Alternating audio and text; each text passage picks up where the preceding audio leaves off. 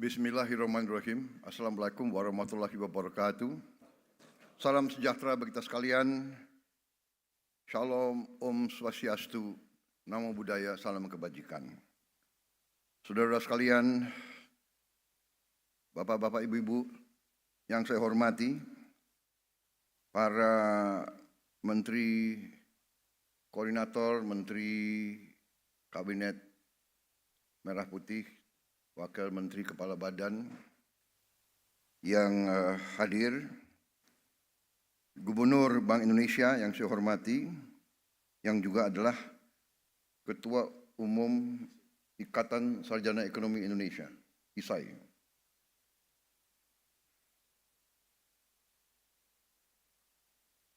Ketua Dewan Komisioner OJK, Saudara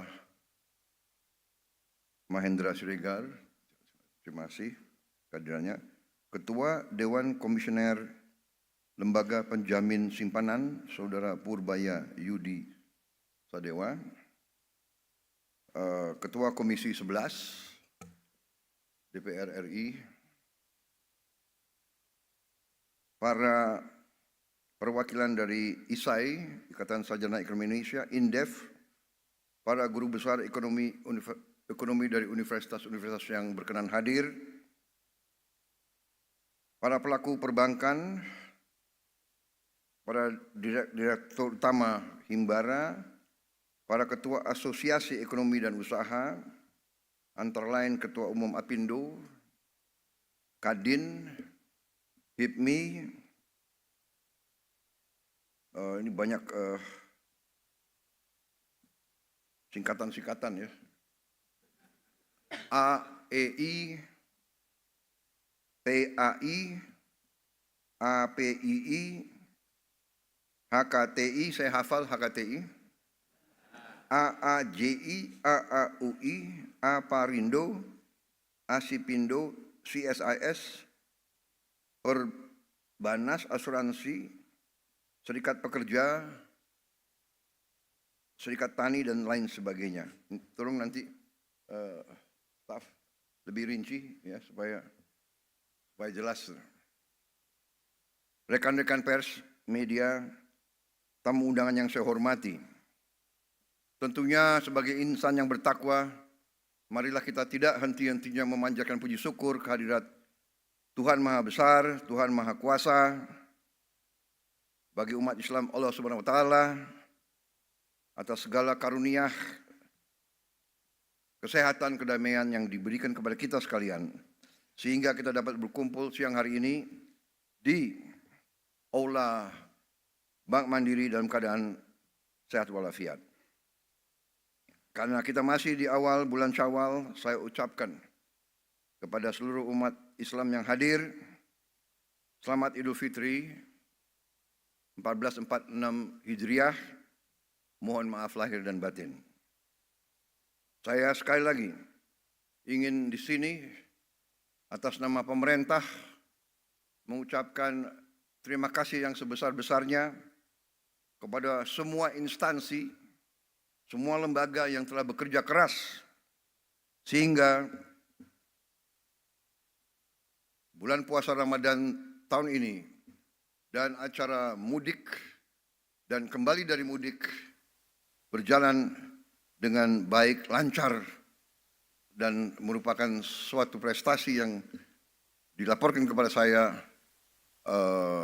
arus mudik yang terbesar selama ini, lebih besar dari tahun lalu, tapi tanpa kemacetan yang berarti, dan yang lebih memuaskan bagi kita adalah angka kecelakaan yang turun secara drastis. 30% lebih rendah kecelakaan dibandingkan dengan tahun yang lalu. Ini adalah hasil kerja keras, dan ini hasil kerja keras daripada Kementerian Perhubungan dan Kepolisian Republik Indonesia, termasuk juga TNI. Untuk itu sekali lagi saya ingin ucapkan terima kasih kepada instansi-instansi tersebut. Kementerian Perhubungan, orang libur dia terus mengawaki pusat-pusat yang penting. Menara bandara tidak boleh berhenti, tidak boleh libur ya. Air traffic control kalau salah itu musibah yang besar. Para polisi yang sering dicaci maki, sering disalah-salahkan, padahal mereka diterik siang matahari tanpa kita sadar mereka bekerja keras menjaga kita, mengatur lalu lintas. Jadi ini saya pakai kesempatan ini untuk menyampaikan penghargaan. Kadang-kadang kalau orang berbuat baik tidak pernah diucapkan terima kasih dan tidak pernah diingat. Kalau orang buat salah tidak pernah dilupakan. Ya. Yang salah diingat-ingat terus. Yang baik nggak mau dikomentari. Nah, jadi saudara-saudara, terima kasih kehadiran saudara-saudara sekalian. Terima kasih Dirut Mandiri. Dirut Mandiri yang baru atau yang lama ya? Oh tetap. Yang lama diperbarui gitu. Ya. Jadi saya berpegang kepada filosofi ya, the right man on the right place, the right man and the right woman on the right place. Jangan the right man aja, ya kan? Jadi kalau ada yang baik, ada yang handal, seperti pilot pesawat, ya kan? Kita nggak perlu tanya pilotnya itu agamanya apa, asalnya dari mana, ya kan? Nggak perlu orang tuanya siapa. Dia bisa bawa penerbangan dengan baik.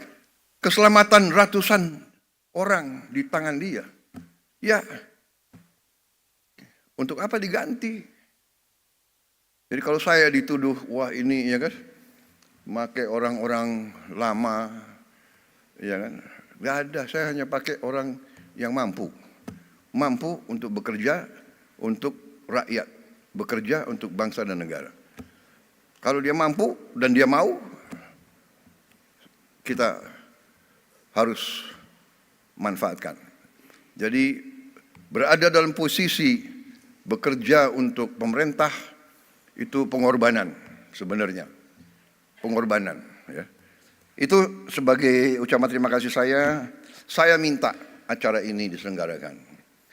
Saya minta acara ini diselenggarakan karena saya merasa setelah kita masuki 6 bulan masa bekerjanya pemerintah yang saya pimpin sebagai pemegang mandat dari bangsa, dari rakyat sejak tanggal 20 Oktober 2024, sudah saatnya kita lebih komunikatif, lebih proaktif dalam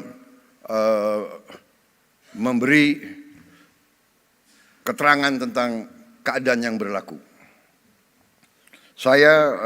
Kemarin saya sadar beberapa minggu lalu sudah mulai sadar bahwa komunikasi dari pemerintah yang saya pimpin memang agak kurang. Dan itu adalah tanggung jawab saya. Dan saya ingin memberi penjelasan kenapa. Karena saya menganut filosofi evidence-based performance. Jadi saya enggan bicara tanpa bukti nyata. Itu itu sifat saya. Jadi saya harus selalu dinilai, saya minta selalu dinilai oleh hasil yang saya lakukan, prestasi yang saya lakukan. Demikian yang saya minta dari rekan-rekan saya yang dekat, Saya hanya lihat mereka dari pengabdian mereka, dari prestasi mereka, dari energi mereka, dari niat mereka. Saya benar-benar tidak pernah tanya, apakah waktu saya seleksi menteri-menteri ini, apa saya tanya, Anda partai mana, Anda orang tuanya siapa? Kan saya tidak. Suku Anda siapa? Suku Anda apa? Agamamu Anda? Tidak. Evidence based. Nah, dan saya percaya, saya kira, saya berpendapat, sebenarnya rakyat pun akan menilai dengan hasil. Ya, saya memang sering diejek karena saya juga membuka kesempatan untuk diejek, ya kan? Kan saya bilang saya nggak suka orang yang hanya omon-omon. Akhirnya omon-omon jadi apa tuh? Jadi populer ya, dipakai di seluruh Indonesia itu. Iya kan? Dan saya nggak suka hanya omon-omon. Terus terang aja. Jadi saya pikir oke, begitu saya ditetapkan sebagai pemenang oleh KPU, saya kumpulkan tim kecil dan kita mulai bekerja. 5 bulan kita kerja terus tanpa diliput media. Kadang-kadang diliput media malah kerjanya sulit, ya. Karena media ingin bukti seketika. Padahal tidak ada dalam manajemen suatu usaha, dalam manajemen suatu organisasi, dalam menjalankan suatu proyek, tidak bisa seketika. Yang bisa seketika itu hanya Nabi Musa yang punya tongkat. Kita manusia tidak bisa seketika. Semua itu adalah perencanaan. Perencanaan yang matang. Perencanaan dasarnya adalah pengumpulan data yang benar. Perencanaan, sesudah perencanaan mencari awak, mencari orang untuk melaksanakan rencana itu. Rencana terbaik, gagasan terbaik, tanpa awak yang bisa melaksanakan, tidak akan berhasil. Sesudah itu, baru mulai. Dan sesudah pelaksanaan, baru kita lihat hasil. Ini adalah fenomena hidup. Nggak bisa kita tanam pohon, kita minta buahnya turun lusa. Tidak mungkin. Ini melawan hukum alam. Kita cari benih yang bagus, kita cari tanah yang cocok, kita harus ada sumber air, kita harus ada cuaca yang baik, kita tanam, kita rawat, baru hasilnya mungkin 5 tahun, 6 tahun. Ya kan? Pohon kelapa sawit yang sekarang menjadi apa itu bisa dikatakan miracle crop. Saya kemana-mana semua nanya, semua minta kelapa sawit dari Indonesia, kelapa sawit dari Indonesia. Kelapa sawit itu 5 tahun baru produktif. Iya kan? 5 tahun, 6 tahun. Jadi dibutuhkan perencanaan, pemilihan personalia, pelaksanaan yang benar, dan keteguhan, ketabahan, dan kesabaran. Jadi saudara-saudara, waktu kita ambil alih pemerintahan, kita bekerja keras karena kita persiapannya sudah baik, dan kita sudah punya strategi, kita sudah punya keyakinan apa yang harus kita lakukan. Dan bagi kami sangat terbuka, kami sangat transparan, kami buat buku strategi transformasi bangsa. Dan kita sebarkan, saudara bisa buka di situ. Di situ jelas dan gamblang dasar-dasar pemerintah yang saya pimpin. Dasarnya adalah Pancasila dan Undang-Undang Dasar 45. Bukan sebagai mantra, bukan sebagai slogan, bukan sebagai moto, sebagai dasar pemikiran. Ekonomi kita apa? Ekonomi kita adalah berdasarkan Pancasila dan Undang-Undang Dasar 45. Berarti ekonomi kita harus berdasarkan sila-sila itu. berketuhanan harus mengandung persatuan Indonesia. Kita tidak mau pertumbuhan Indonesia bubar, tidak mau. Kita tidak mau menjual kekayaan kita dengan murah. Kita tidak mau menjual tanah kita kepada bangsa asing dengan murah. Semua tujuannya persatuan Indonesia, kemanusiaan. Kita tidak mau yang lemah ditinggal. Kita tidak mau yang miskin disuruh bersaing dengan yang kuat. Saudara-saudara, ini dasar kerakyatan dan terakhirnya tujuan kita keadilan sosial. Ini yang mendasari pemerintah kita. Dan pelaksanaannya pasal-pasal ekonomi yang ada di Undang-Undang Dasar 45, pasal 33. Bahwa ekonomi kita ya azasnya adalah kekeluargaan. Saya ulangi, perekonomian kita azasnya adalah kekeluargaan. Tidak boleh ada orang yang lapar di Republik yang merdeka 80 tahun. Tidak boleh ada orang yang tinggal di bawah kolong jembatan. Ini menusuk rasa keadilan. Tidak boleh ada orang yang tidak makan. Ini yang mendasari dan kita buat strategi.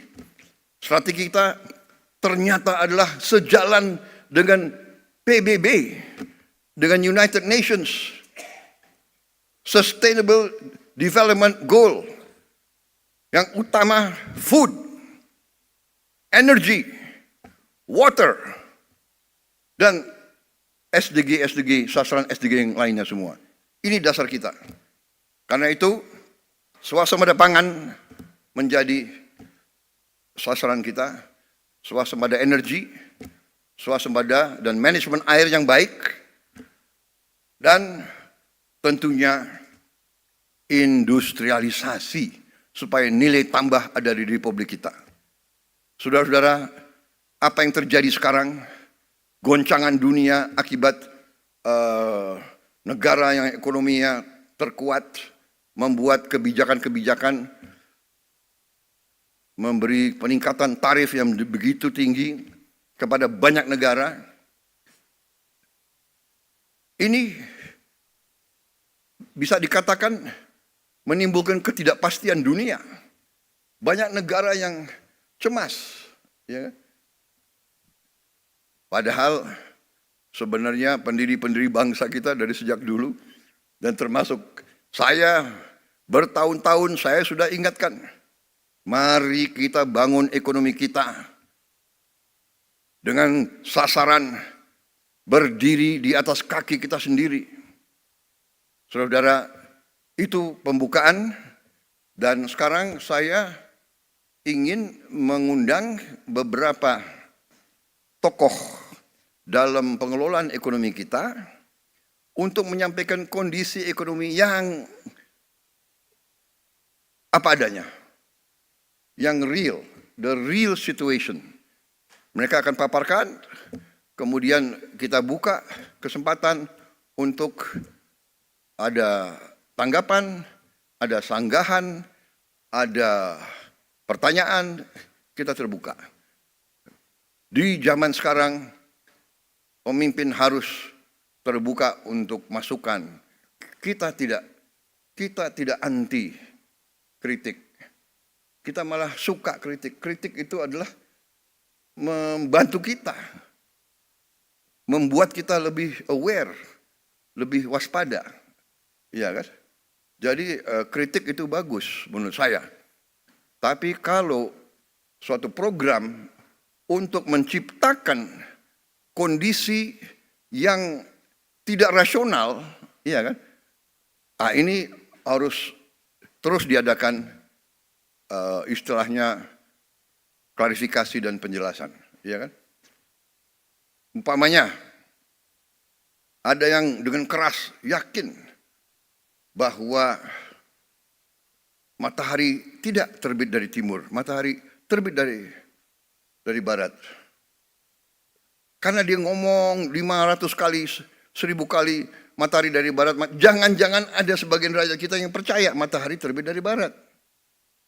Itu adalah ilmu propaganda. Itu ada di buku semua. Itu keahlian Hitler dan Joseph Goebbels. Kalau kebohongan diulangi berkali-kali dan terus-menerus, lama-lama orang percaya dengan kebohongan. Itu ada di buku The Art of Propaganda. Ya kan? Dan itu kita pelajari, semua negara pelajari. Dan itu yang dilakukan, itu namanya psychological warfare, psychological operation, dan itu sering dilakukan untuk mendestabilisasi suatu negara yang tidak disukai oleh negara lain. Jadi saudara-saudara, ada lagi azas kedua dalam teorinya Joseph Goebbels. The bigger the lie, the easier people to believe.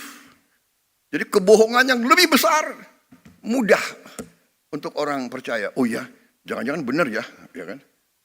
Jadi sekarang mudah, fake news, hoax itu mudah. Tapi kita tidak boleh istilahnya gerundel. Ini realita. Karena itu ya kita terbuka. Ya, sesuatu serangan kebohongan hanya bisa dihadapi dengan membuka diri, memberi penjelasan apa adanya, berdasarkan fakta, berdasarkan kenyataan, berdasarkan ilmu dan matematik. Ya kan? Kebohongan bisa diteruskan, tapi satu saat begitu kebohongan kelihatan, hilang kepercayaan dari orang. Nah itu saudara-saudara. Jadi suatu rezim atau suatu organisasi atau suatu kelompok yang melancarkan sesuatu atas dasar kebohongan akan dipatahkan. Saya juga heran. Ya, ada orang yang mengatakan Indonesia gelap. Ya, saya kalau dia memang merasa gelap ya itu hak dia. Tapi kalau saya bangun pagi saya lihat Indonesia cerah. Iya kan? Kalau saya ketemu petani, petani gembira. Harga pangan, peningkatan hasil mereka naik secara drastis. Produksi naik secara drastis. Kita potong semua regulasi yang nggak benar. Kita sederhanakan. Saudara-saudara, ada Menteri Pertanian di sini. Menteri Pertanian itu selalu ada di sawah, keliling kemana-mana, ya sudahlah, nggak apa-apa. Dia mengatakan kepada saya, Pak, tadinya dari pabrik pupuk sampai petani harus tanda tangan 15 menteri, 30 sekian gubernur, 500 bupati, baru sampai ke Gapoktan. Saya bilang Menteri Pertanian tidak ada. Dari pabrik pupuk langsung ke petani. Gak ada lagi itu tanda tangan, langsung. Alhamdulillah. Pupuk yang tadi langka, yang tadi banyak diselundupkan, yang banyak dikorupsi, sekarang sampai ke desa-desa. Hanya ada beberapa tempat yang masih, saya dapat keluhan dari Gubernur Aceh, pupuk di situ masih sedikit kurang lancar. Ya ini segera kita akan atasi. Apa yang maksudnya? Begitu ini semua perizinan kita hilangkan, lancar itu harus ke produsen, produksi langsung naik, saudara. Jadi ini pelajaran bagi kita semua, dan inilah yang saya akhirnya ambil kesimpulan, oke, saya harus proaktif. Saatnya sudah ada evidence, ya saya sekarang berdiri agak lebih optimis, lebih percaya diri karena evidence-nya sudah mulai kelihatan. Ya, kita akan menghadapi tantangan, tapi saya bicara dengan tim saya, ternyata situasinya dapat kita hadapi dan bisa kita kendalikan, ya kan? Jadi saudara-saudara, saya sih tidak akan melarang orang untuk selalu memandang dengan kegelapan. Kalau ada orang yang mau lihat gelap, monggo. Tapi kalau saya lihat, saya optimis, saya bangga sekarang. jadi Presiden Republik Indonesia. Kekayaan kita akan kita kuasai, akan kita kelola untuk sebesar-besarnya kepentingan rakyat. Mungkin banyak kecewa, tapi dibandingkan dengan ratusan juta rakyat kita yang akan merasa bahagia, yaitu tugasnya pemerintah. Saudara-saudara, waktu saya minta disederhanakan arus pupuk ke petani, pupuk dari pabrik milik pemerintah, pupuknya disubsidi pemerintah, uang rakyat, iya kan? Kenapa terlalu banyak perantara? Kenapa terlalu banyak middleman? Hak apa mereka tuh mengutip uang rakyat untuk rakyat? Jadi saya bilang hilangkan itu semua. Ada yang datang ke saya, Pak, ada 29.000 distributor yang marah sama Bapak. Oh ya? Hati-hati loh Pak. 29 distributor itu punya konstituen. Oh ya? Saya bilang. Ada berapa petani di Indonesia? Saya tanya Menteri Pertanian, Pak. Hampir 30 juta Pak. Oke. Keluarga mereka 4. 29.000 lawan 120 juta, menang siapa? Oh, lebih baik saya membela 120 juta rakyat daripada mereka-mereka itu. Ya, kita terbuka. Tapi saudara-saudara, rakyat yang punya hak. Kedaulatan di tangan rakyat. Kami dipilih rakyat. Kau suka tidak suka, ya ini pilihan rakyat, ya kan? Inilah kita yang dipilih rakyat. Ada yang botak, ya kan? Botak itu artinya pinter, ya kan? Ada yang hitam, ya tapi ini pilihan rakyat, bagaimana? Dan kita semua, cita-cita mereka semua itu hanya untuk berbakti kepada rakyat. Benar, kalau mereka mau kaya raya, mereka bisa. Nggak usah masuk pemerintah. Mereka masuk pemerintah itu, saya juga sedih loh. Menteri Keuangan, banyak yang belum dapat mobil dinas. Mereka kerja 6 bulan ini, kerja bakti. Tapi ya, terima kasih sudah mulai apa? Sudah mulai cair, ya, Bu. Diblokirnya udah dibuka gitu kira-kira. Baik, itu saja. Saya sekarang persilakan mulai dari Menko Perekonomian ya. Terima kasih.